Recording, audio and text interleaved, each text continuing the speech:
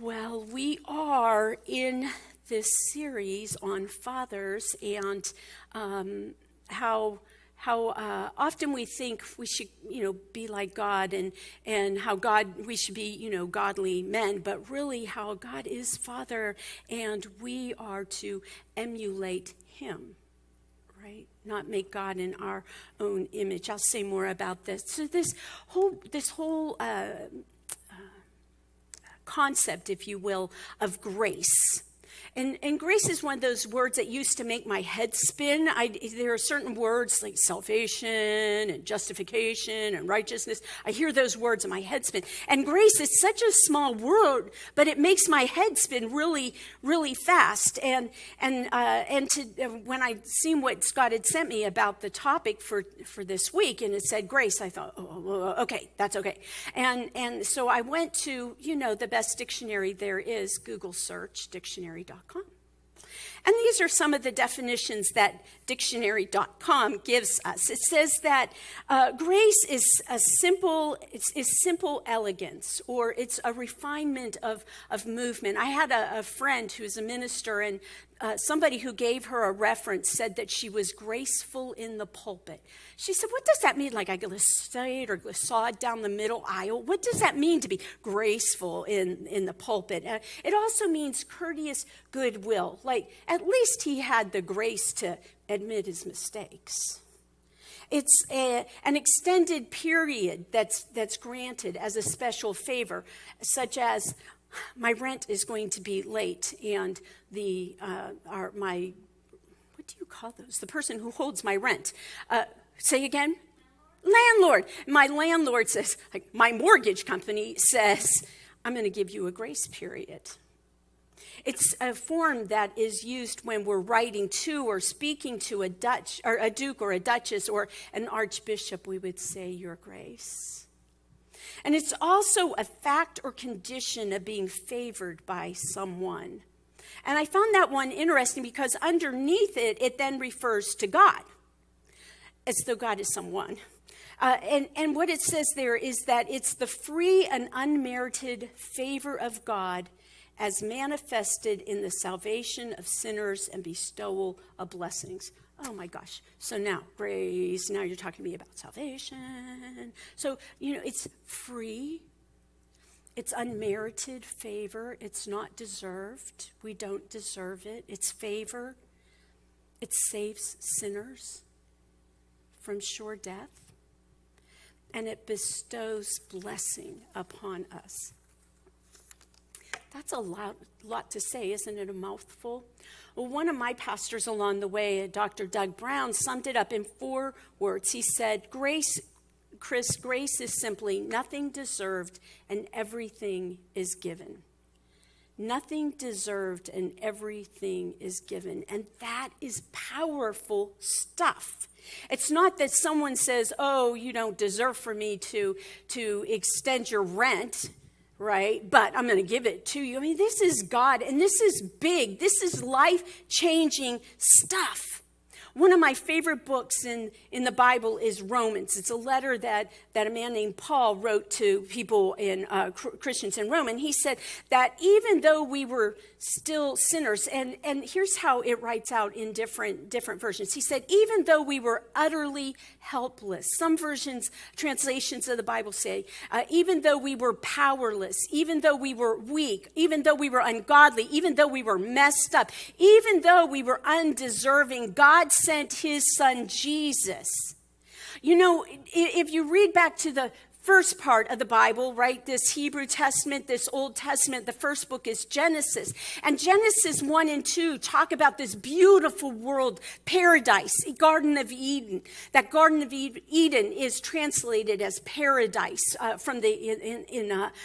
for Jewish peoples. And it says that it was paradise. It was perfect. Everything was in perfect harmony. The relationships were there. But you get to chapter 3 of Genesis, says, and it all breaks down. It reads like an incredible drama, and I'm not going to tell you about it because I want you to go back and read Genesis 1, 2, 3, and 4, if you will. But so it's all broken down, and the way that it gets to be all reconciled, all brought back together is through Jesus and his death and his resurrection, his rising from the dead. And so Paul says that even though we were utterly helpless, powerless, weak, ungodly, messed up, and undeserving, Jesus came and he died for us. And yet we still fall short of the glory of God. We fall short of God's glory and help and strength and power and grace. God's grace that is undeserved and yet freely given. Grace makes everything possible. On the 11th of this month, a good friend of mine celebrated her 3rd birthday. And those of us that are in Al-Anon or Alcoholics Anonymous, AA, or NA, Narcotics Anonymous, Overeaters Anonymous, 12-step programs, we consider our birthday the day that we became abstinent or we became sober. We were given new life on those days. And so her birthday was on the 11th, and she had told me it was her 4th birthday. And then she confessed. I sent her a card, and she called me. She said, "Kris, it was only my 3rd birthday." And it was, whether it's your 3rd birthday or your 4th birthday, that is something to celebrate. And she said, "Well, I got a little confused because my husband went to AA 4 years ago, or just about 4 years ago, and I started Al-Anon when he went to AA. And then I realized, oh my gosh, I shouldn't be in Al-Anon, I should be in AA. And that's how I wound up there. So his is 4 years, and mine now is 3 years. And we got to talking a little more about that. And I said, well, 3 years, 4 years. Oh, she said, well, he was a really bad alcoholic. I wasn't as bad. And we came to the conclusion that, being an alcoholic is being an alcoholic, right? It's not one is better than the other or vice versa. That we still need a higher power. We still need this prescription, if you will, that God gives us, this prescription that God calls grace, where grace is undeserved, but everything's given. Grace is undeserved, but everything's given. Will you say that? Grace is undeserved, but everything's given. Say it. Grace is undeserved and everything's... I can't hear you. Grace is undeserved, yet everything is given, right? God gives it to it not because he has to, because he loves us and he wants us to our relationship with him to be restored, and through that relationship, our relationship with him, then we can have real and true relationships with one another. Yesterday, I celebrated my birthday, 2 birthdays actually, 36 years clean from drug abuse. Only drugs I use are after I talk to my doctor. When I have to see a new doctor, then I always tell them straight up, I am an addict and an alcoholic, and the only time I take drugs is when it's prescribed, and we have to stay in close communication with that. And then so 36 years clean, and then 15 years sober yesterday. I know probably what you know about being utterly helpless and powerless and weak and ungodly and messed up and undeserving. And yet, God, not just some higher power, God steps in.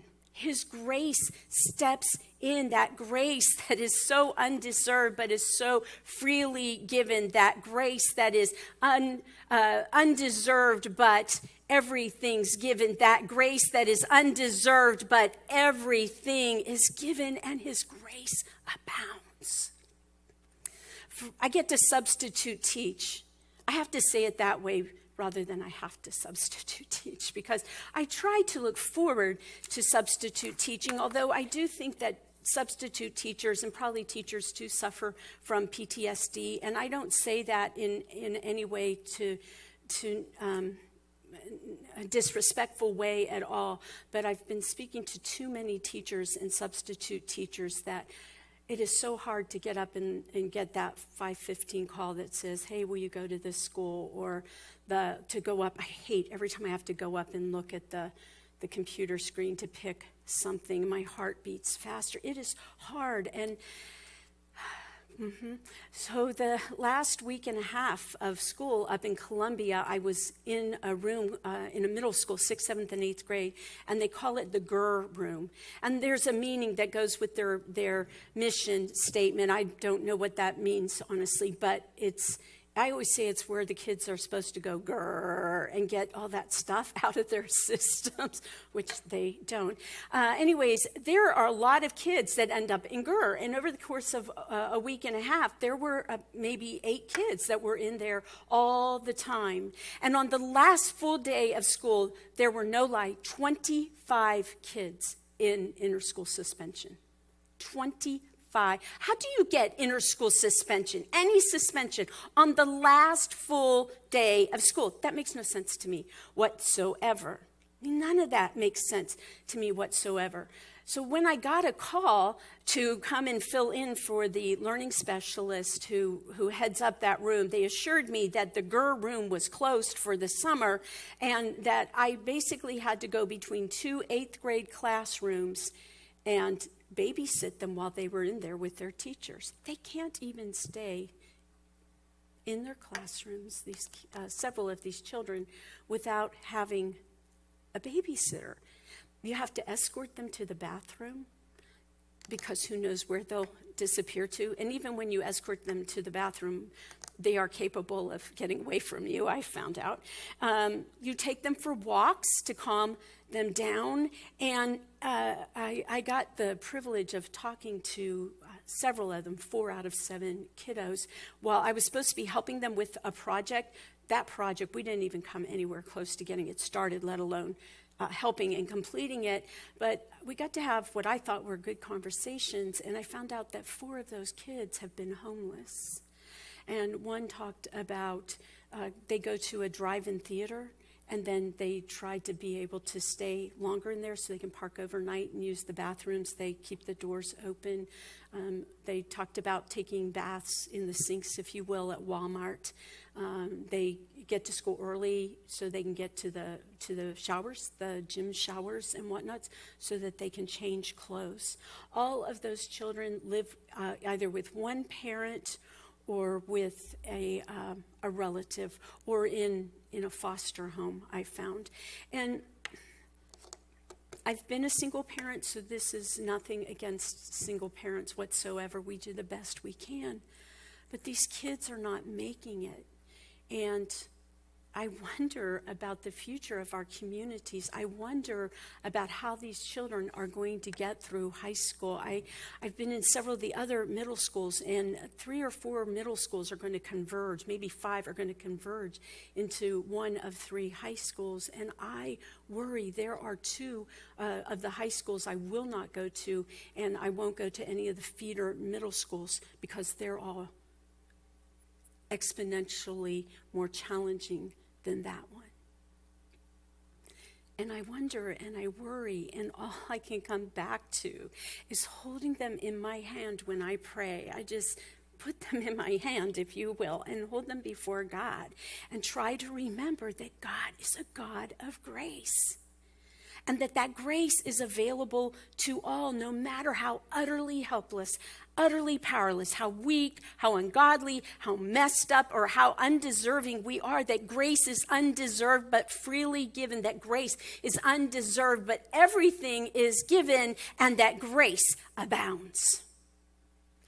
We're talking about fathers, and I know I'm about to sound really sexist by one place, or by either by the women or the men, or maybe by all of us. But here's the bottom line: fathers, we need you. And whether you are a father with bio children, or a father with stepchildren, or you've never had children, maybe you're a foster father, maybe you've never had children. Well, guess what? You have children because God has given you children. God has placed children in your midst. You may not know it. You may not know their names, but you have been given children. You men, you are fathers.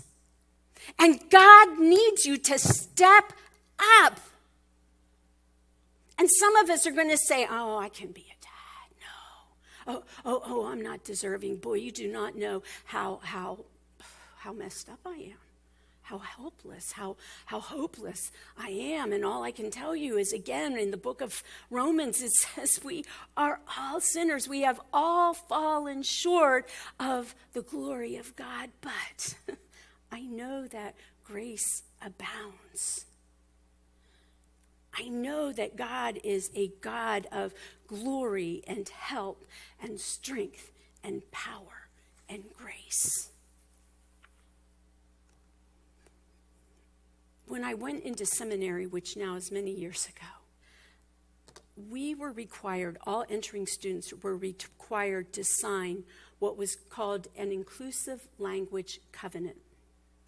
And what it said was that we were not to call God Father, referred to him in masculine pronouns. You can say, well, God, he, he's this. Even Jesus, that was kind of pushing it.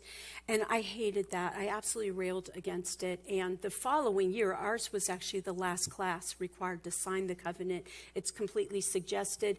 I was up there researching it again, or looking for it the other day. And at Emory University, it's in Atlanta, Georgia. Faculty and staff are still required to sign this inclusive language covenant. And I am reminded that a lot of us have not had good fathers. Fathers that have abandoned us, fathers that have been abusive. My father, it turns out that his father, he was abandoned, basically. He was raised by a great grandfather, or no, a great uncle and a great aunt were ones who stepped in to raise him. And we always thought that his mother and dad died when he was a little boy. Well, it turns out his mother, he was born in 1922. His mother died in 1980. And his dad died in I think it was 79 or 74. At one point, his dad, Ancestry.com is awesome.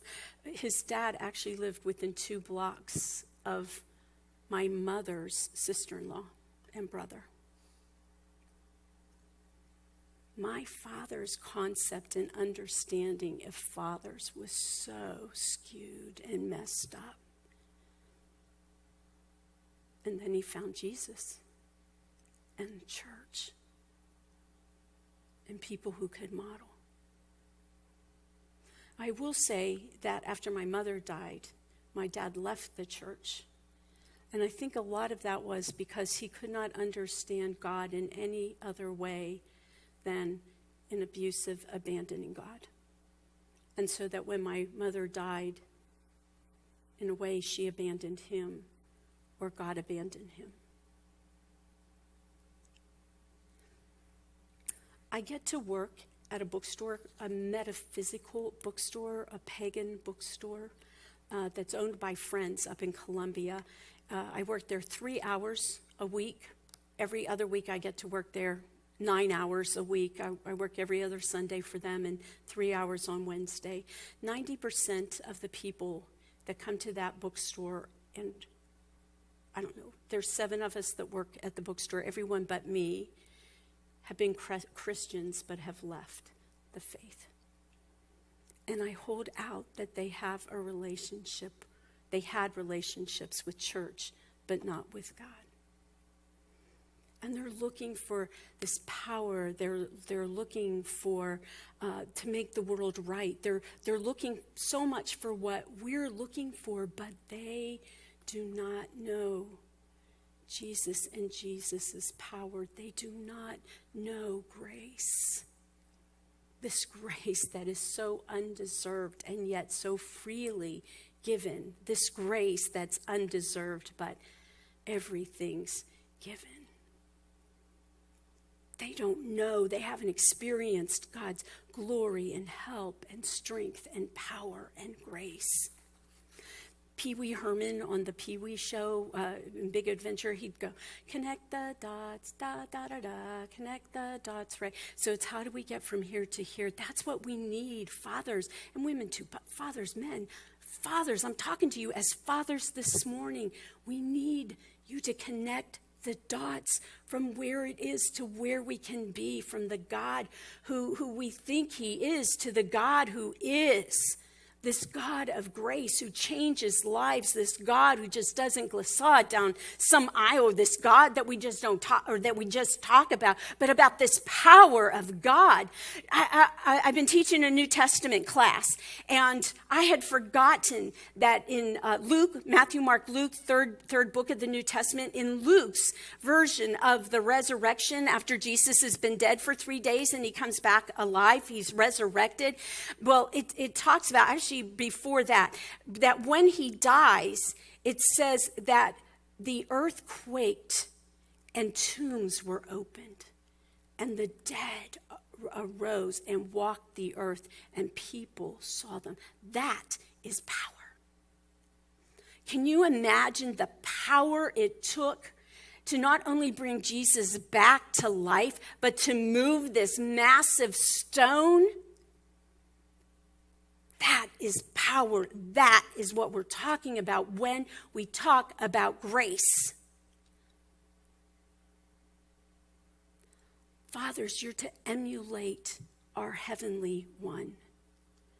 And the way to do that, the way to grow, the way to continue growing, the way to learn and to come in contact and in touch with God and Jesus and what they are doing for, in, and through you, what they can do for, in, and through you, is to be gathering together. And if you aren't doing this on a weekly basis, I can't say cajole, I cannot encourage you enough. Men, start getting together at least once a month and hold each other accountable. Ask one another, who did you touch last week on Jesus' behalf? Not touch, okay? But who did you come into contact with? Who did you encourage? Who did you help? What child did you make a difference? Maybe just a little difference. What child did you smile at or speak to in the last week? Not the last month, but the last week. You've got to step up. You've got to step up. Now, I sit here and tell you this, right? And for some of you, the message is God's grace is so big. I want you to open yourself to that. And what God is trying to do for you, in you, and through you. Look around you so that you can know that. The other part is that you may know someone that needs not just to hear that, but to know that. I have a confession to make to you, and that is about my ex-son-in-law, whose name is, I'll make up a name, Ronald. Ronald is what they call a deadbeat dad. The last time, until 2 years ago, the last time my grandson had seen him was when he was 2 years old. We live halfway across the country from one another. He's up on Facebook all the time. You see all these glorious and wonderful things that he does, how he spends his money. He's also an alcoholic and addict, says that he's straight and clean, but his Facebook pages would suggest otherwise. He popped up 2 years ago and wanted his son to come and see him, and that just scares the bejeepers out of me. and talked to his mother, and he was like $18,000 in back child support. He went to have his child support reduced from under $200 to just over $100. And when the judge said, "Why now are you coming to lower your child support?" he said, "Because I can't get my driver's license until I start paying it." That's a good reason to want to get your child support raised. I'm thinking, I might be stepping on some of your toes, but guess what? Step up! Step up! Right? Step up! Maybe you've screwed up. Maybe you've messed up. We all do. And God's grace, undeserved, but everything's given. But here's my confession and where I come down, and I had to really think about this. Do I really want Jesse to get that grace?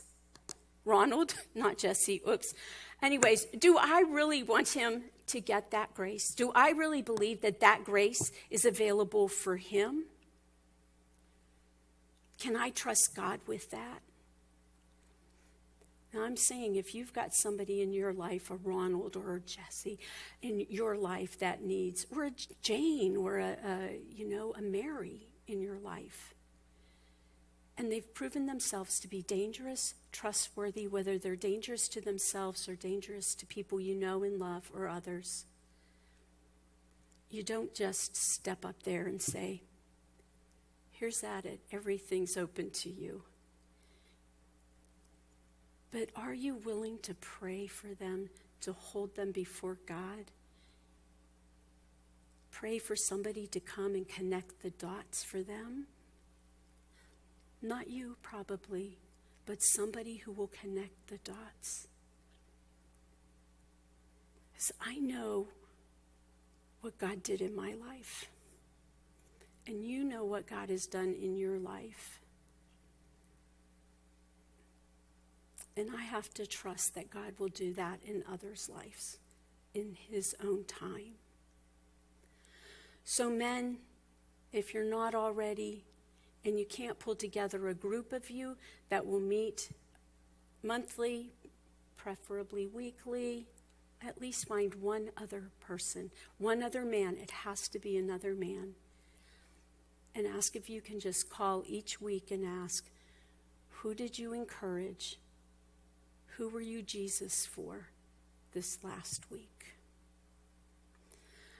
Pastor Scott has our message as relax, there's grace.